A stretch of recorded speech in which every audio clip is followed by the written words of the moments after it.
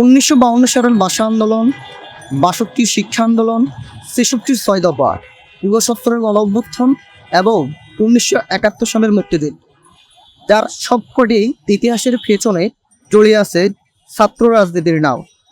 সম্প্রতি ঢাকা বিশ্ববিদ্যালয়ে তোফাজ্জল হোসেন নামে এক ব্যক্তিকে পিটিয়ে হত্যা করা হয়েছে। বিশ্ববিদ্যালয়ের রাজনৈতিক পরিবেশ এখন উত্তপ্ত, যার তাৎক্ষণিক প্রতিক্রিয়ায় ঢাকা বিশ্ববিদ্যালয় প্রশাসন প্রাথমিকভাবে সিদ্ধান্ত নিয়েছে ছাত্র রাজনীতি বন্ধের। এই বিষয়টি নিয়ে ক্রিয়াশীল যে ছাত্র সংগঠনগুলো রয়েছে তারা আজ সকাল থেকেই প্রশাসনিক ভবনে ভিসি এবং প্রক্টর মহোদয়ের সাথে মিটিং করেছেন। মিটিং শেষে ক্রিয়াশীল ছাত্র সংগঠনগুলো জানায়, ঢাকা বিশ্ববিদ্যালয়ের বিভিন্ন ছাত্রদের প্রতিনিধিত্ব করি, সাধারণ শিক্ষার্থীদের প্রতিনিধিত্ব করি। সেই জায়গা থেকে আমরা কিভাবে আগামী দিনে একসাথে এই জুলাই আগস্ট এবং এই দীর্ঘ ফ্যাসিবাদ পতন পরবর্তী রাজনৈতিক ব্যবস্থার মধ্য দিয়ে আমরা কিভাবে আগামী দিনে সকলে একত্রিত হয়ে যে অতীতে ছাত্র রাজনীতির নামে যে অপরাজনীতি সন্ত্রাসী কার্যক্রম চালু ছিল এবং প্রকৃতি অর্থে ঢাকা বিশ্ববিদ্যালয়ে কোনো ছাত্র রাজনীতি ছিল না, তো সেই পরিস্থিতিতে আগামী দিনে একসাথে আমরা কিভাবে একত্রিত হয়ে বিশ্ববিদ্যালয়ের প্রশাসন, শিক্ষার্থী প্রতিনিধি বলা যাবে না, মানে ছাত্র সংগঠনগুলোর প্রতিনিধি হিসেবে যেহেতু আমরা সাধারণ শিক্ষার্থীদের প্রতিনিধিত্ব করি, সবাই একত্রিত হয়ে কিভাবে কাজ করতে পারি এইগুলো নিয়েই সমসাময়িক ঢাকা বিশ্ববিদ্যালয়ের যে পরিস্থিতি সব কিছু নিয়ে আলাপ আলোচনা হয়েছে। ক্যাম্পাসে অগণতান্ত্রিক উপায়ে যারা রাজনীতি করত তাদের বিষয়ে সংস্কার করার কথা জানান গণতান্ত্রিক ছাত্র কাউন্সিলের এই আহ্বায়ক। ছাত্র রাজনীতি নিষিদ্ধ কথাটা যদি না হয়ে অপরাজনীতি নিষিদ্ধ কথাটা হইতো বা যে সন্ত্রাসী রাজনীতি নিষিদ্ধ করার কথা হইতো, তাও এটা একটা সেন্স মেক করতো।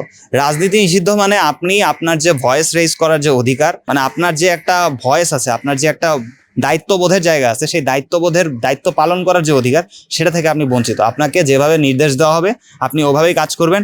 আপনি ওর বাইরে গেলে আপনাকে যে কোনো সময় বের করে দেওয়ার এখতিয়ার রাখে। আমরা ইতোমধ্যেই দেখেছি খুলনা বিশ্ববিদ্যালয়ের একটা ঘটনাতে সেখানকার শিক্ষার্থীকে যখন বহিষ্কার করা হয় তখন তাদের কিছু করার এখতিয়ার ছিল না, কারণ সেখানে ছাত্র রাজনীতি নিষিদ্ধ, সেখানে যে কোনো ব্যানার নিয়ে দাঁড়ানো একটা নিষিদ্ধ সংস্কৃতি। গণহত্যার সাথে সম্পৃক্ত থাকায় বিশ্ববিদ্যালয় প্রশাসন ছাত্রলীগকে নিষিদ্ধ করার কোনো এখতিয়ার নেই, তবে ছাত্রলীগকে প্রত্যাখ্যান করবে জনগণ, এমন ধারণা সাধারণ শিক্ষার্থীদের। বিশ্ববিদ্যালয় প্রশাসন ছাত্রলীগকে নিষিদ্ধ করবে না এবং নিষিদ্ধ করা ঠিক না, বরং ছাত্ররাই ছাত্রলীগকে এখানে জায়গা দেবে না। বিভিন্ন সময় ক্ষমতাসীন ছাত্র সংগঠনের আধিপত্য বিস্তার, গেস্ট রুম কালচার, এমনকি হলের সিট বাণিজ্যের বিষয়ে যেন পুনরাবৃত্তি না ঘটে সে বিষয়ে সংস্কারের কথা জানান ইসলামী আন্দোলনের সাথে সম্পৃক্ত এই নেতা। আমাদের এখানে ছাত্র রাজনীতি যে অপর সংস্কৃতি চালু হওয়ার মূল কাণ্ড হলো আমাদের পর্যাপ্ত পরিমাণ হল নেই।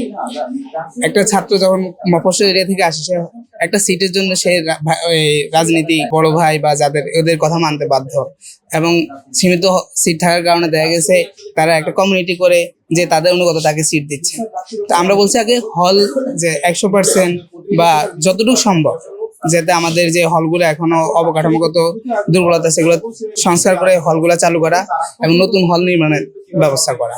বিশ্ববিদ্যালয়ের কয়েকটি ছাত্র সংগঠনের নেতার সাথে কথা বলে জানতে পারি, তারা সবাই দাবি করছেন যে কোনোভাবেই বিশ্ববিদ্যালয় থেকে ছাত্র রাজনীতি যেন বন্ধ না হয়, কারণ গণতন্ত্রকে সমুন্নত রাখার জন্য অবশ্যই বিশ্ববিদ্যালয়গুলোতে ছাত্র রাজনীতির প্রয়োজন আছে।